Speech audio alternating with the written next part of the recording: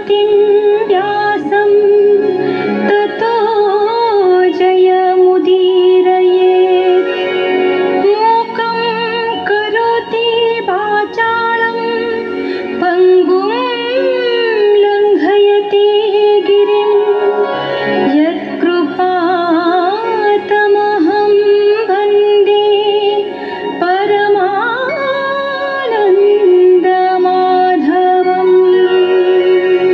इंद्रप्रस्थरे सकुटुंब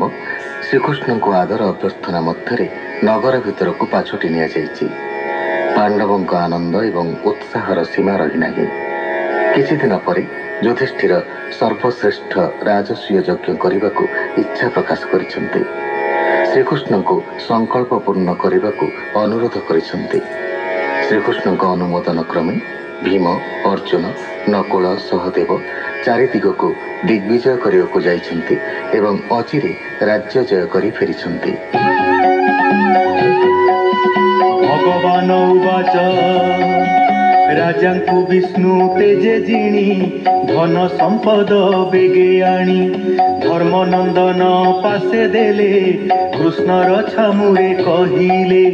भोनाथ शुणिमा गोविंद घोर दुर्जय जरासंध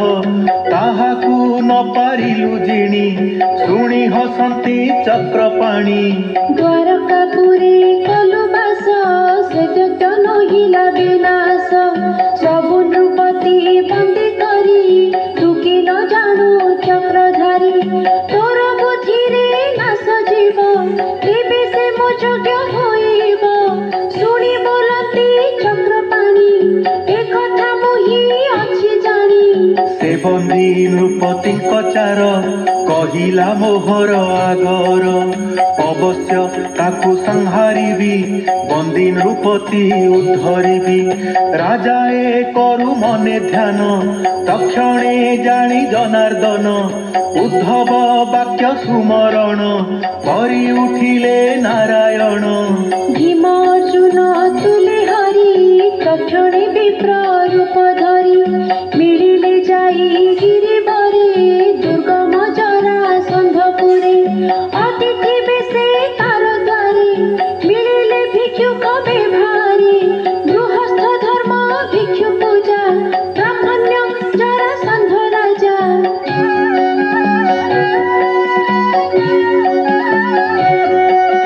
द्वार समीपे भगवान सुस्वरे कले सामगान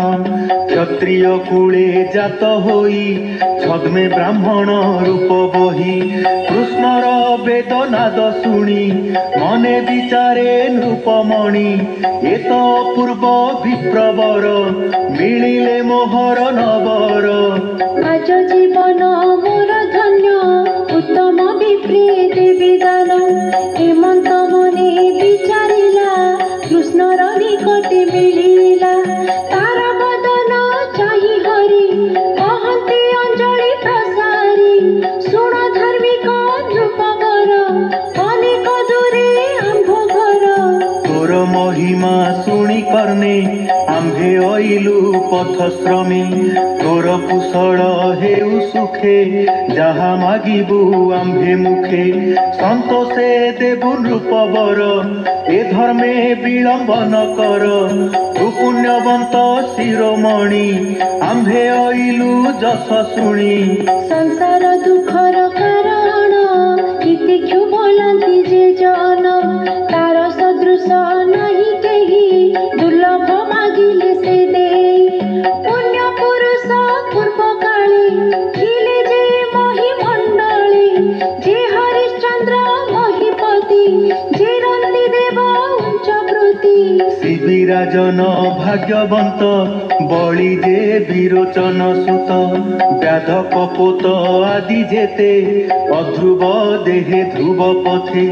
गमिले पुण्य फले सुखे जसर हिला तिनि लोके सुख उवाच हेमन्ते कृष्ण वाणी शुणी विप्रंकु चाहि नृपमणि स्वर आकृति परिमाणे हस्त कर्कश धनु गुणे देखि करई विचारण निश्चय एनु ଅଛି ଦେଖି ହେମନ୍ତ ମନେ ଉପଲକ୍ଷୀ ପୁଣି ବିଚାରେ ଶୁଦ୍ଧ ଚିତେ ଅତିଥି ଲଙ୍ଘିବି କେ ମନ୍ଥେ ବ୍ରାହ୍ମଣ ରୂପେ ହୋଇ ଛନ୍ନ ଯେବେ କ୍ଷତ୍ରିୟ ମାଗେ ଦାନ ଏହାକୁ ନାହିଁ ମୋର ଭୀତି ମୋହର ଦ୍ୱାରେ ଅତିଥି ଏହାଙ୍କୁ ନିଶ୍ଚେ ଦେବି ଦାନ ଯେବେ ମାଗିବେ ମୋ ଜୀବନ ହେମନ୍ତ କରି ଅନୁମାନ ବିପ୍ରଙ୍କୁ ବୋଲଇ ବଚନ ଭବିପ୍ରବରେ ମାଗ ଦାନ ଦେବଇ ସତ୍ୟମ ବଚନ ଏ ଧର୍ମେ ବିଳମ୍ବନ କର ମାଗିଲେ ଦେବି ଆଜ ଶିର ଶୁଣି ତାହାର ସତ୍ୟବାଣୀ ବୋଲନ୍ତି ପ୍ରଭୁ ଚକ୍ରବାଣୀ ଆମ୍ଭଙ୍କୁ ଯୁଦ୍ଧ ଦିଅ ଦାନ ଆନରେ ନାହିଁ ପ୍ରୟୋଜନ ଶସ୍ତ୍ର ସମରେ ନାହିଁ ସାଧ ଆମ୍ଭଙ୍କୁ ଦିଅ ବାହୁ ଯୁଦ୍ଧ ଯେବେ ତ ଇଷ୍ଟ ଧର୍ମ ସତ୍ୟ ଆମ୍ଭେ କହିବୁ ଶୁଣ ତତ୍ତ୍ୱ କ୍ଷତ୍ରିୟ ଜନ୍ମ ଆମ୍ଭେ ତିନି ଏବେ ତୁ ନ ପାରିଲୁ ଚିହ୍ନି ଦେଖ ଏ ବୀର ବୃପଦାର ବାମେଟି ଅର୍ଜୁନ ଏହାର ଏହାଙ୍କ ମାତୁଳଜ ଭ୍ରାତ ମୁଁ କୃଷ୍ଣ ବସୁଦେବ ସୁତ ମୁଁ ତୋର ରିପୁ ମହାବଳ ଜିଣିଲି ସପ୍ତଦଶ ବେଳ ବେଳେ ଜିଣିଲୁ ବଳେ ତୁହି ତା ଶୁଣି କୃଷ୍ଣ ମୁଖ ଚାହିଁ উচ্চে হসিলা জরাসন্ধ বলই তুরে বড় মন্দ কোপে বলই কৃষ্ণে চাহি সত্য যে করিଅছি মুহি সংগ্রাম মোহর উচিত তু পুଣି সংগ্রামে নিশত পড়াই গলু মোর ভয়ে এবে ভণ্ডিলু ঘুট মোহে মথুরা ছাড়ি জলে পাসি এবে ছড়িলু মতে আসি সমুদ্রে পশিলু শরণ তোহর তুলে কাহি রণ এ যে অর্জুন সখা তোর তুল্য বয়স নহে মোর এহার দেহে নাহি বল এ কাহি হেব মোর তুল মোহর তুল্য বড়ি ভীম সে জানে বাহু যুদ্ধ ধর্ম হেমন্ত বলি কোপ ভরে বেগে মিলিলা নিজ পুরে বুলাইবেনি গদা হস্তে মিলিলা কৃষ্ণর গ্রতে গদায়ে ভীম হস্তে দেলা সমর কর তু বইলা আপনি গদা হস্তে ধরি রণে পশিলা গসরি সমরে ভীম জরাসন্ধ শূন্যে দেখন্তি দেব বৃন্দ